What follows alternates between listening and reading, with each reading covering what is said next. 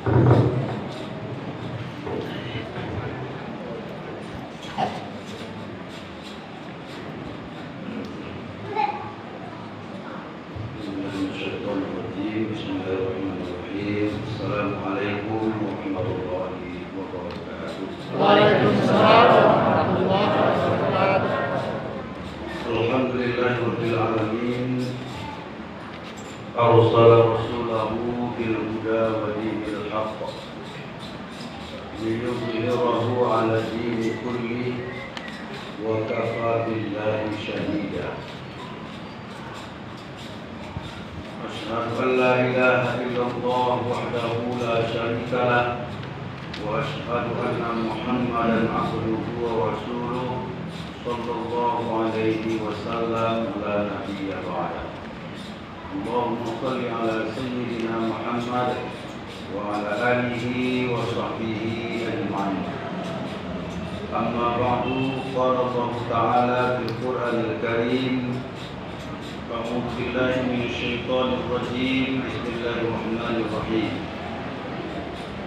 Wa wassaynal insana biwalidayhi hamalathu ummuhu wahnan ala wahnin wa fisaluhu fi 'amain an ishkur li wa liwalidayka ilayyal masir. Shadaqallahul 'azim. Dan kami perintahkan kepada manusia agar berbuat baik kepada kedua orang tuanya. Ibunya telah mengandungnya dalam keadaan lemah yang bertambah-tambah dan menyapihnya dalam usia 2 tahun. Bersyukurlah kepadaku dan kepada kedua orang tuamu, hanya kepadaku kamu kembali. Surat Luqman ayat ke-14. Bapak-bapak dan ibu-ibu jamaah tarawih yang saya hormati, pengurus masjid yang saya muliakan, anak santriwan-santriwati yang akan banggakan. Mari kita bersyukur kepada Allah Subhanahu wa taala. Pada malam ini kita telah selesai melaksanakan sholat Isya berjamaah, yang sebentar lagi insyaallah akan kita lanjutkan dengan sholat sunat tarawih.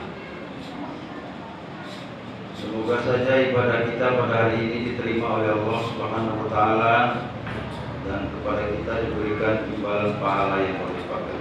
Amin. Salam dan salawat kepada junjungan kita Nabi besar Muhammad sallallahu alaihi wasallam. Allahumma shalli ala Muhammad wa ala alihi wa sahbihi. Ibu dan bapak-bapak sekalian, kalau kami di Darul Falah di Kompleks Cipagok Permai itu untuk mengikat anak-anak supaya ini adul tetap dalam masjid dan serius mendengarkan ceramah Ustaz, kami berikan pertanyaan. Pada akhir ceramah, Ustaz mengajukan pertanyaan kepada anak-anak. Siapa yang dapat hadiah 20.000.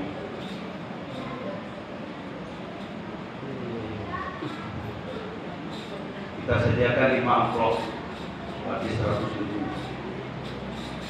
Yang 4 pertanyaan dilempar kepada anak-anak, yang 1 lagi untuk pembawa acara. Pembawa acaranya anak-anak juga. Jadi kita sekaligus mengkader anak-anak agar menjadi pembawa acara itu dari dulu namanya. Nah, bisa kader dengan cara seperti ini. Latih mereka, jangan latih gurunya, TPA.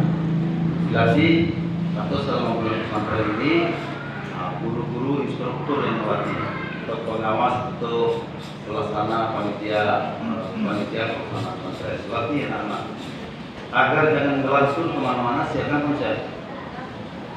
Jadi itu salah satu kiat bagi kami untuk mengikat anak-anak sehingga kalau malam itu anaknya rami, tidak ada mencium soalnya. Dan konsentrasi mendengar ceramah Ustaz. Sehingga di akhir ceramah Ini diajukan pertanyaan. Tapi ini pertanyaan itu diberikan reward, hadiah.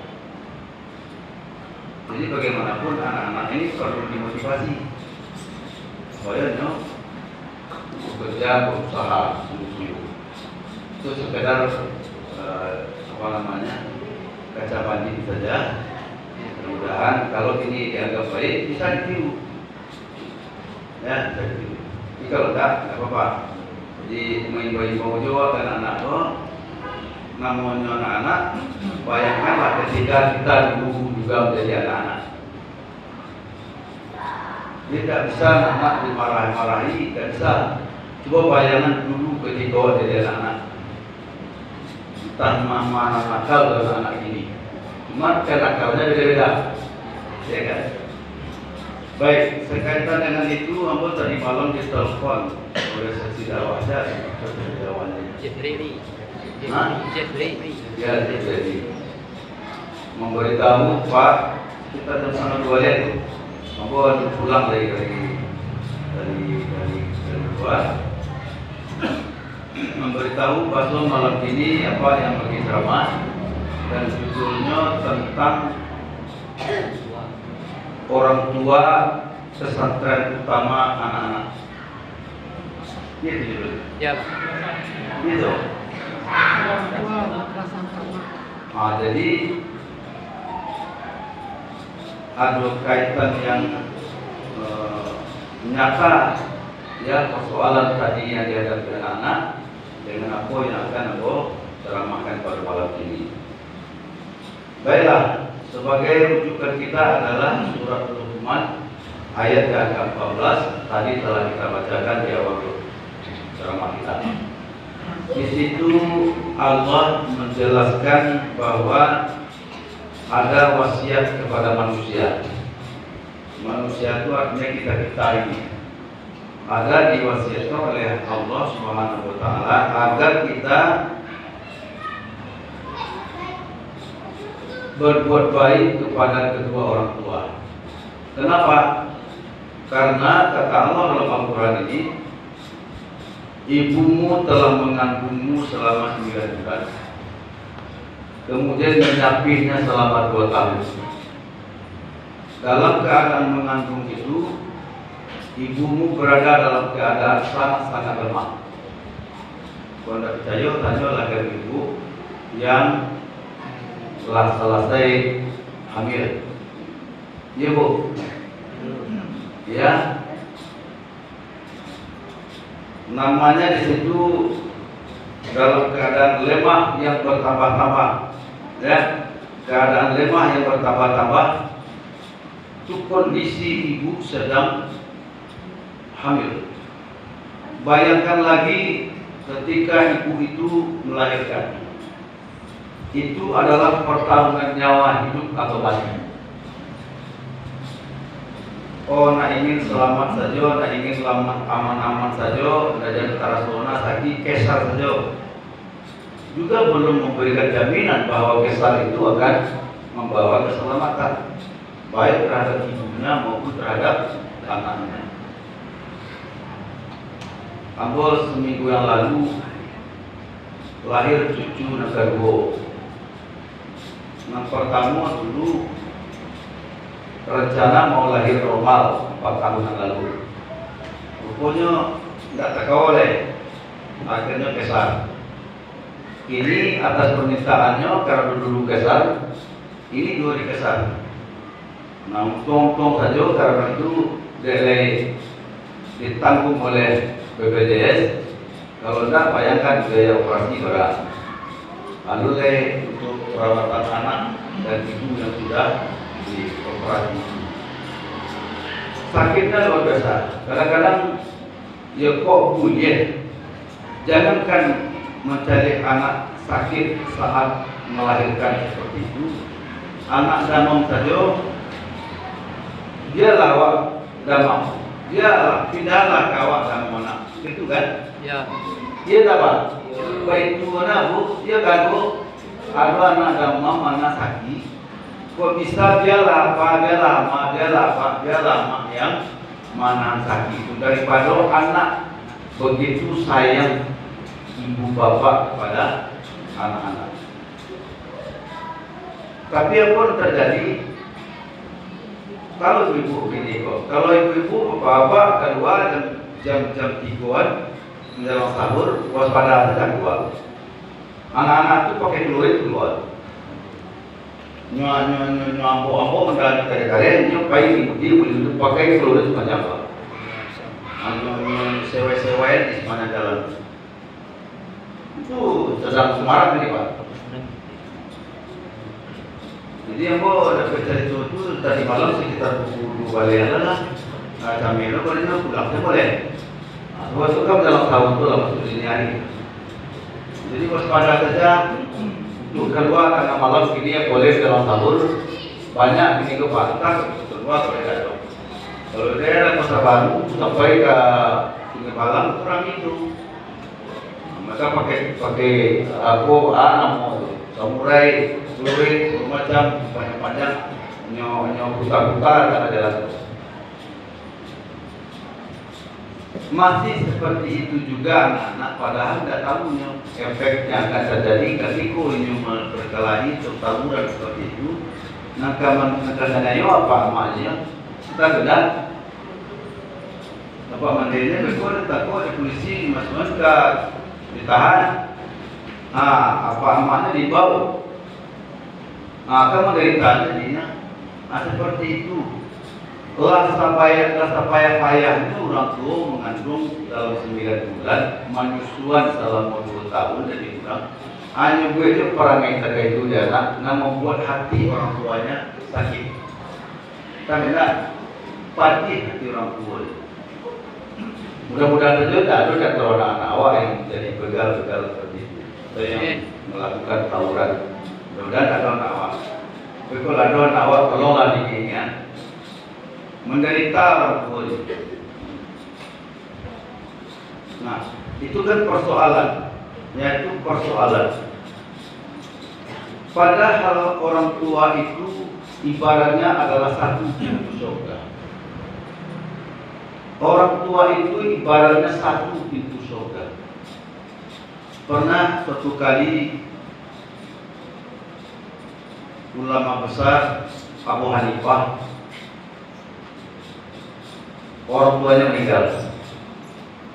Ketika orang tuanya meninggal, inyo menangis saja tidak inyo. Sehingga orang-orang yang ada di sekitarnya menjadi heran. Wahai Abu Hanifah, engkau seorang ulama besar, engkau seorang guru, engkau hafal ribuan hadis, engkau hafal Al-Quran. Kenapa ketika ibumu meninggal kamu begitu menderita? Kenapa kamu menangis terisak-isak, terseduh-sedah? Ibu mana hati engkau, ibu meninggal, padahal nanti engkau juga akan meninggal seperti ibu. Apa jawab Abu Hanifah itu? Jawabannya adalah bukan soal ibu mati atau saya takut mati yang jadi masalah, bukan. Tapi dengan kematian ibuku, artinya satu pintu surga sudah tertutup. Satu pintu surga telah tertutup. Baru dengan pintu surga telah tertutup. Al-jannatu tahta aqdamul ummah. Surga itu ada terletaknya di bawah telapak kaki. Makanya kalau seorang ibu berdoa untuk anaknya, itu doa ibu itu mustajab, dikabulkan oleh Allah Subhanahu wa taala. Maka hati-hati ibu-ibu dan bapak-bapak, kalau film kanan jago-jago lah pakai cetak kanan.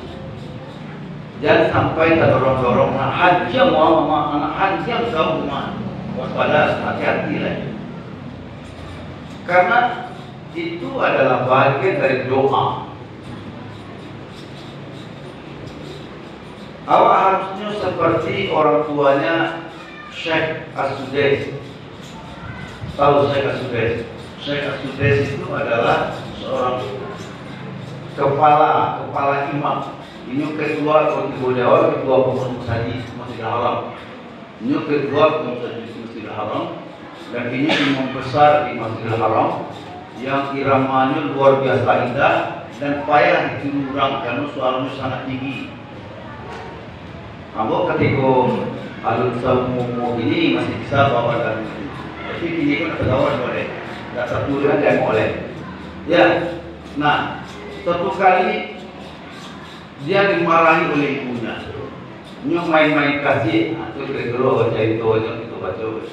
Nyo main-main kasih, berang ibunya. Karena kalau kasih kau tabang-tabang dan mengganggu pula kenyamanan. Lalu kata ibunya, onde kejadi imam lah Masjidil Haram sobat tu derang anak ibunya kepada anaknya. Kejadi imam lah di Masjidil Haram juga. Apa terjadi kemudian? Saya sudah memang menjadi imam di Masjidil Haram. Tapi ada pula kisah lain yang mau baca. Nah sebaliknya.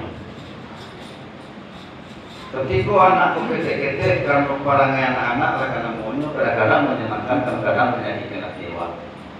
Itu anak awak boleh anak orang. Kalau anak orang kadang-kadang kalau awak lebih lalu orang tuanya tak bisa coba orang tuanya saya dikuatkan anaknya, ya kan? Nah, seperti itu. Suatu kali berperangai anak lo, ibunya terlampau berang. Nanti gajipo oleh rumah, kira-kira begitu marahnya. Mati dan dipo oleh rumah, rutua lagi. Apa terjadi kemudian? Beberapa tahun setelah itu, anaknya telah menjadi anak yang sukses. Tiba-tiba musibah datang kampung, anak tadi terjatuh memang ditimpa oleh keruntuhan dan meninggal. Itu kalau dikait-kaitkan apa yang pernah diucapkan oleh ibu kepada anaknya, sesungguhnya itu adalah doa.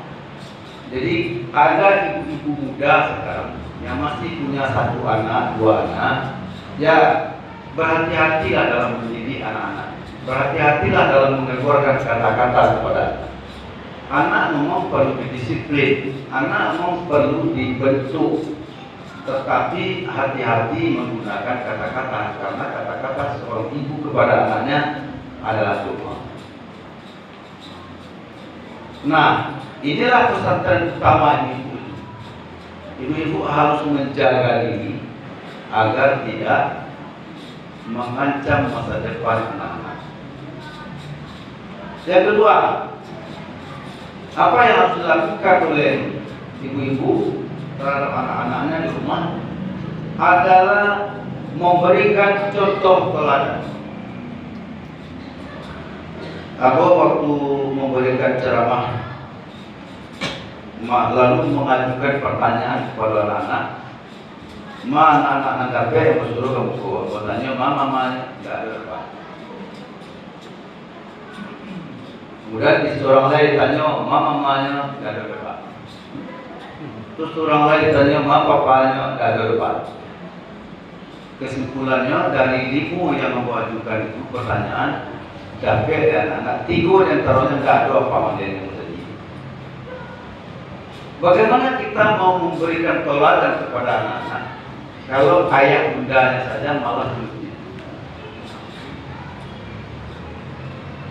Musadina, baru menyuruh anak ke masjid. Kalau anak saja, kalau ibu ayah bukan saja tidak pernah gelar. Kamu dulu ketika aku terlalu sibuk, memang seperti itu memberikan keteladanan kepada anak. Pada jam-jam sholat, aku ke masjid sholat. Anak-anak itu tak perlu bersuruh anak karena mau rajin ke masjid, anak-anak itu mereka kemudian rajin ke masjid. Tapi ketika bola sibuk, pelajaran sembahyang di masjid KPO 3, apa terjadi kemudian? saat ambo ada di rumah supaya kamu tadi anakku dibawa sabareti. Labareti apa? Kenapa itu bisa terjadi? Karena sudah mencari bapaknya baik. Nah itulah keteladanan. Jadi keteladanan itu jauh lebih bermakna, jauh lebih berharga ketimbang awak majana dengan kata-kata. Wajana teko. Baranglah kemampuan anak mendana nasihat awak. Barang kain kok dari kepala. Barang masuk ke tadi rumah. Berbeda deh. Tapi kalau dengan keteladanan mereka ingat. Nah, alhamdulillah ketika sudah balik lagi kesibukan sudah sangat berkurang, alhamdulillah hampir bisa setiap waktu ke masjid. Otomatis anak-anak ikut saja Pak, ikut saja. Nah, jadi itulah antara lain kedua pesantren orang tua terhadap anak-anak itu adalah memberikan keteladanan. Anak harus diberikan keteladanan. Itu namanya dakwah bilhal. Jadi ibu, bapak terhadap anaknya sesungguhnya juga sedang berdakwah. Berdakwah kepada kebaikan. Dan itu dilakukan dengan cara-cara yang baik, yang bisa ditiru oleh anak-anak. Itu kedua yang perlu kita berikan kepada anak-anak rumah tangga atau ibu bapaknya sebagai pesantren utama buat anak. Yang ketiga, memang memberikan pelajaran. Memberikan pelajaran terhadap anak-anak itu tidak sama dengan memberikan pelajaran kayak ibu guru, bapak gurunya di sekolah.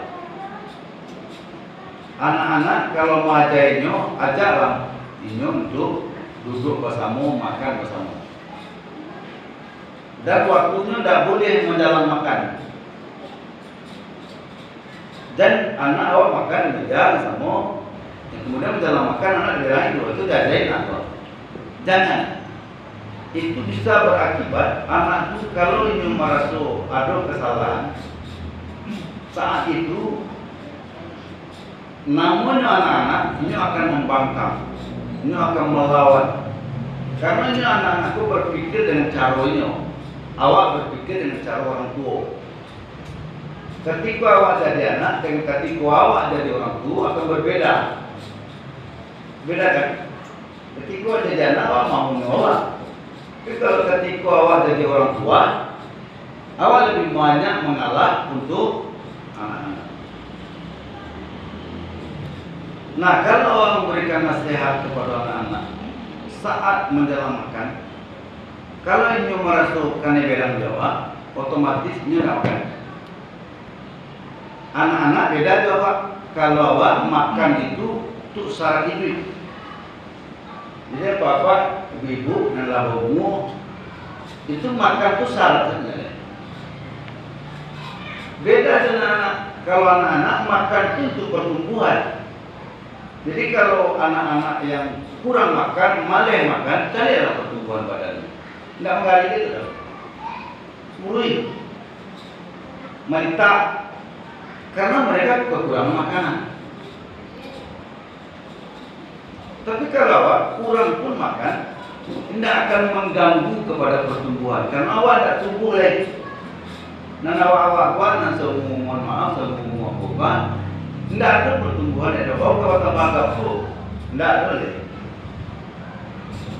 Kalau tambah cerdas, kalau tambah itu, tambah gagah, tambah tidak ada lagi. Habis. Karena masanya sudah sampai 3 penurunan. Jadi mana orang tua tanda orang tua itu salah satunya bisa dicari dari kulitnya mulai keriput. Dia nak kamu merasa dulu, terasa di batang gigi atau di tangan, atau di muka dan lain-lain. Mengapa itu terjadi? Apakah hanya keriput? Tidak. Ambo baru membaca huruf-huruf dapat jawabannya. Ternyata tulang belulang awak. Ketika awak tua, ini menyusut. Maka Bapak Ibu Kalau ada orang mengali kubur, sudah dulu dia mungkin kaget antara kubur yang lahat kali dengan kuburan sebelumnya. Abad dulu ini tulang berulang enak. Tulang berulang tu letak ke orang lalu tulang berulang itu coba. Ya. Tidak kan? Ya. Banyak. Era. Baguku kan? Baguku menyusut saudara. Nah seperti itulah kira-kira. Kalau kita umpamakan kini kau pun tulang wah dibungkui deh kulit. Nah kini tulangku menyusui, otomatis kulit menganyam. Kali ini kan? Itu sebetulnya mengkuli waktu kali ini pak. Karena tulang mulai menyusut. Nah, jadi bukan kulitnya yang membuat ini jadi seperti bakar kayu itu tidak, karena pengaruh penyusutan tulang. Hebat orang kalau sudah umur 60 tahun, semua bokor tidak kayak itu, pokoknya hebat, luar biasa kesehatan. Nah, sekarang anak masih pertumbuhan berbuah, artinya makan sangat berpengaruh terhadap pertumbuhan fisiknya. Oleh karena itu jangan marahi anak di meja makan menjelang dia makan. Tapi lah selesai makan adalah dulu dulu depan dulu yang malu, apa kemudian mulailah bicara di sini. Buka persoalan. Jika persoalan sudah dibuka, dijelaskan maunya awak pak, yang mengalami pak, solusinya pak, itu yang dilempar pada anak. Itulah fungsi meja makan. Maka usahawanlah sekali dalam sehari usahakan bisa makan bersama dengan anak. Tujuannya itu kita bisa melakukan evaluasi terhadap orang lainnya, atau karena ada orang lain yang nak tahu patambah gitu kan apa yang terima anak patang gitu sampai terima kita evaluasi. Di mana evaluasinya? Di meja makan. Jadi meja makan itu bukan sekedar awak bisa makan bersama-sama, tapi itu kesempatan kita untuk mendidik anak-anak. Dulu beda ya, kalau dulu tahun-tahun 60-an makan bersama walaupun tidak di meja makan, filosofinya apa? Apa filosofi makan bersama tahun-tahun 60-an? Filosofinya adalah bisa sakitnya tidak sama sakitnya, kok banyak semuanya bisa sama banyak belum babe itu bareh itu nan kurang, nasi itu nan kurang. Jadi kalau banyak, kalau di Fabia makan mau COC kurang nan kujian bisa ada nasi. Tapi kalau makan bersama bisa dibagi. Itu filosofi makan bersama dulu. Kalau kini filosofi makan bersama di meja makan itu kita sudah bisa berbagi informasi, saling menasihati dengan anak. Nah itu pesantren juga itu. Jadi pesantren itu adalah pendidikan kilat, kira-kira seperti itu. Pendidikan kilat. Pesantren Ramadan itu pendidikan kilat selama bulan Ramadan. Ada pondok pesantren apa? Itu pendidikan yang sudah terkelola di sebuah pondok. Ada aturan-aturan yang harus mereka patuhi. Nah, dan pondok Al-Quran itu apa? Untuk tahfiz, untuk menghafal Al-Quran. Pondok Al-Quran boleh menyesuaikan semuanya. Jadi itu peran pesantren itu adalah pendidikan kilat. Di rumah tangga itu tidak kilat, tapi terus menerus dilakukan. Ya, terus menerus dilakukan.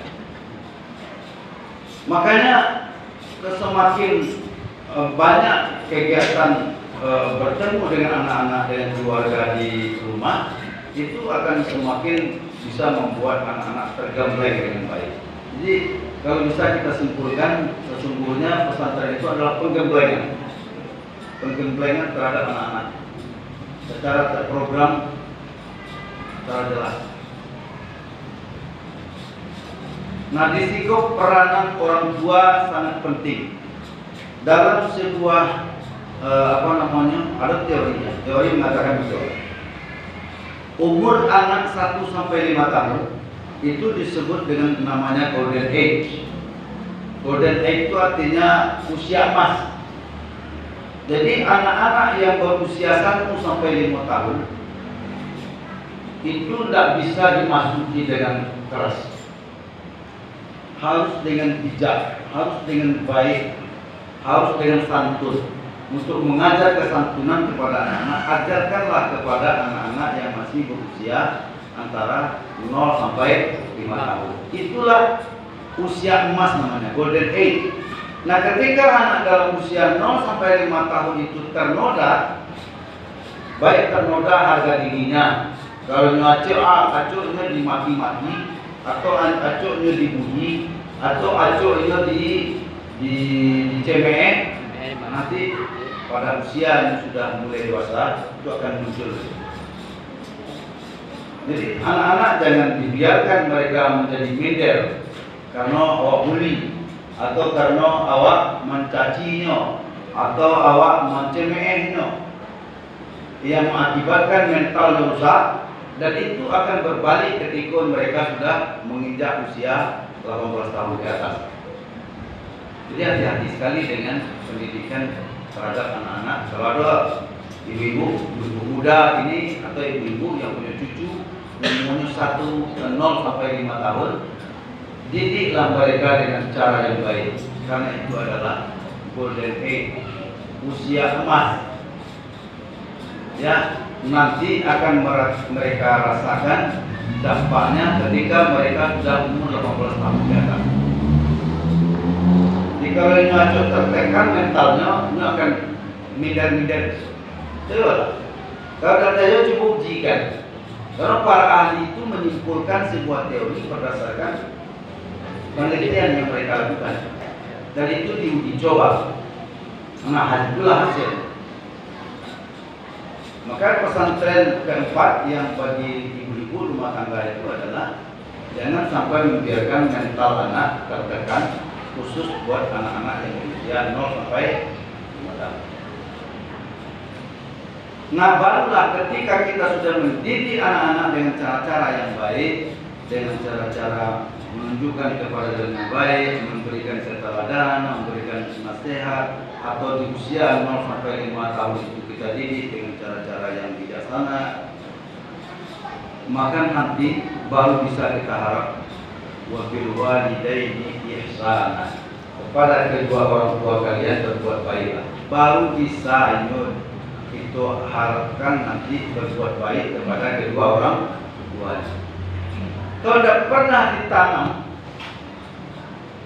tidak akan bisa awak mendapatkan hasil seperti yang awak harapkan. Sama dengan kita ke sawah, kalau tidak awak bertanam, bila awak panen. Kalau tidak kita tanam yang baik-baik kepada anak-anak, kapan kita akan menuai kebaikan? Sederhana kan cara berpikirnya, sederhana sekali kan? Kalau tidak awak bertanam, bila awak akan panen. Tapi bertanamlah, nanti kamu akan panen. Nah, kalau yang kita tanam itu padi, tumbuh padi. Tapi di sawah padi tumbuh rumput. Kalau yang awak tanam rumput, dia tumbuh padi. Enggak ada. Kalau awak tanam rumput, tidak akan ada padi tumbuh. Tapi kalau awak menanam padi, yang tumbuh padi dan bisa tumbuh rumput. Artinya apa? Kebaikan yang kita tabur itu belum tentu semuanya akan baik hasilnya. Apalagi kan kalau yang kita tabur itu adalah keburukan, bila kamu dapat yang baik. Sama dengan menanam rumput tadi. Kalau kita umpamakan padi itu kita tanam adalah kebaikan, lah kebaikan awak tanam tumbuhnya rumput. Rumput awak tanam tidak akan tumbuh padi itu. Artinya keburukan kita tanam, jangan diharap kita akan menuai kebaikan. Makanya banyak-banyak sajalah berbuat menabur kebaikan itu, insya Allah kebaikan itu juga akan datang pada kita. Kamu kira 3 dengan pesantren keluarga itu, mudah-mudahan awak akan bisa mengamalkannya. Kalau Bapak tu Ustaz Ambo berurusan rumahnya. Iya. Ela, abad tu berurusan rumahnya. Ela banyak berurusan rumah nak pokok. Ada pertanyaan ada ya? Untuk cucu bagaimana?